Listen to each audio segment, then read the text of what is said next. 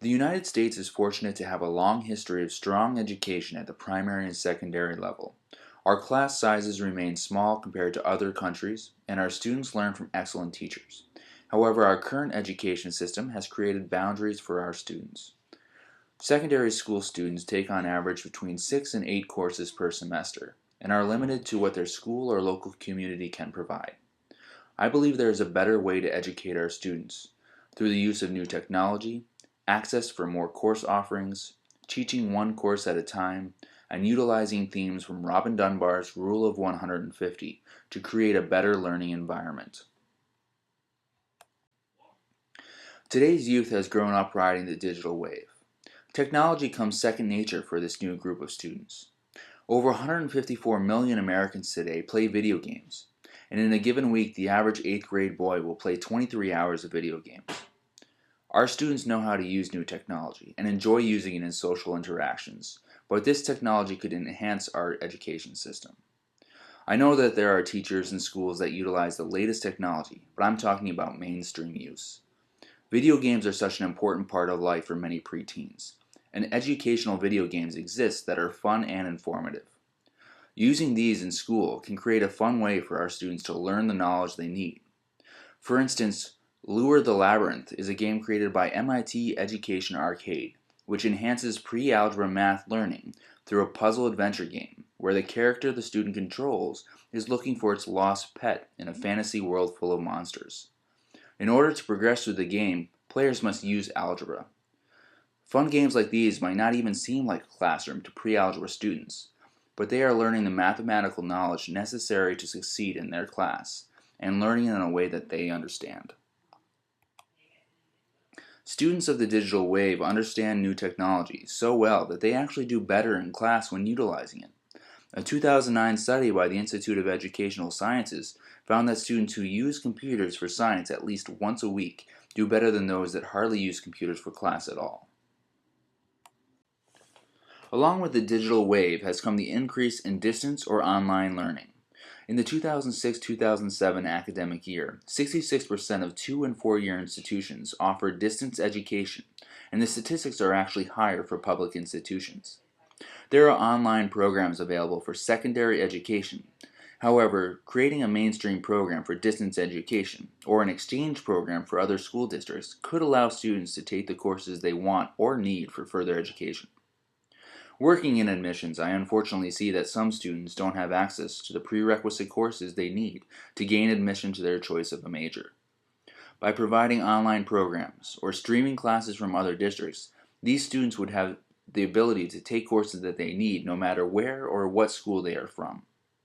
Imagine courses being virtually streamed to students, allowing them to take a course from another school during a free period and participate through video conferencing without adding additional hours or travel time.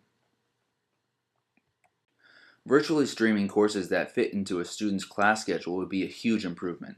However, in the age of ADD, allowing students to focus on one course at a time would be a significant improvement. The block plan allows for this, but before I go any further, I want an expert to explain the block plan for you. Hello, I'm David Helfand, president of Quest University Canada, and I want to tell you just a little bit about this remarkable and unique institution we're building here in the Northwest. One of the special parts of our education is the block system. Now, I must say I was skeptical of this, having taught for over 3 decades in the traditional semester timetable. But the block system focuses the energy of students for a month. They take 4 courses over the course of a semester, but they take them serially, one at a time, rather than all together. This provides a remarkable set of opportunities for student learning and for modes of teaching. For example, you have the student, you want to take them on a field trip, they don't have an English paper due the next day, they don't have a chemistry lab they have to go to that afternoon. They're yours for the entire month. And therefore, field trips, experiential learning outside the classroom are easy to arrange. No one has a conflict. In addition, the focus on one subject, uninterrupted by other ideas, means that students can make enormous progress in the relatively short period of a block, which is only a month long. I found this to be the key aspect of the intense student engagement in their educations at Quest.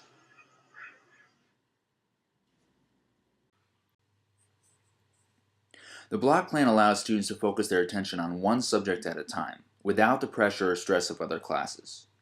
By focusing on one course at a time, there are no time limitations. Teachers can teach at the speed of the class and the speed of the student.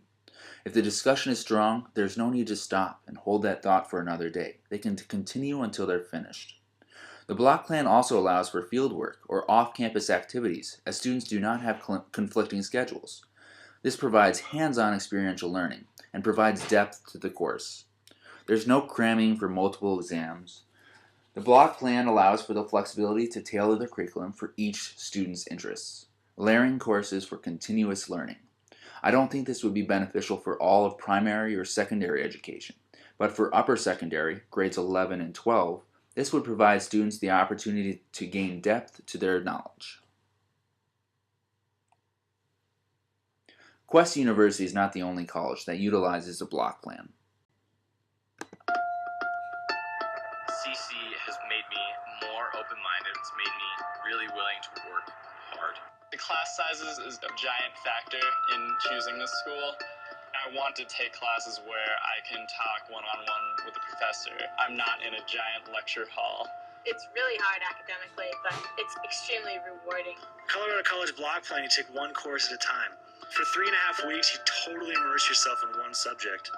When you study 7 courses at a time, I always have felt like the course that I struggled in was the one I had to spend the most time in. So here at school, when I get into a course I love, I do it all the way. CC will blow your mind. You need to come here. It's ridiculous.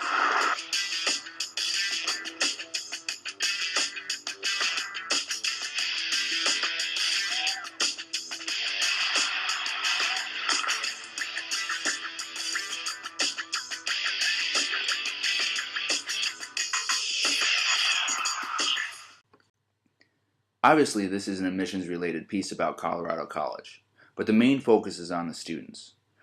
One of the girls comments that when you're taking 7 courses at a time, usually the course that you struggle in the most is the one that you have to spend the most time on. By focusing on one course at a time, students can put their all into that course and not manage their time with other distractions. Along with the block plan and the idea of taking one course at a time, I believe that Robin Dunbar's Rule of 150 can also have its place in education. In Malcolm Gladwell's The Tipping Point, the Rule of 150 is utilized throughout our society, in major retail corporations such as Gore-Tex Fabrics, to the military and Hutterite colonies. The idea is that as human beings, the maximum number of genuine social relationships we can have is 150. Gore-Tex Fabrics caps its factories at 150 employees because they feel that over 150, the employees don't know each other as well, and ideas and communication cannot flow. The idea of keeping a group together is important for communication and loyalty. Higher education has experimented with this through the idea of living learning communities, where students who have similar values or majors live together and take classes together. This could also be utilized at the secondary level. Students who have similar interests could focus on similar academic tracks throughout grades 11 and 12 and take classes together, thereby creating a group of students who stick together throughout their education. The British, Indian, and Vietnamese education systems have utilized academic tracks for many years. This idea could allow students to collaborate more closely together because they trust one another.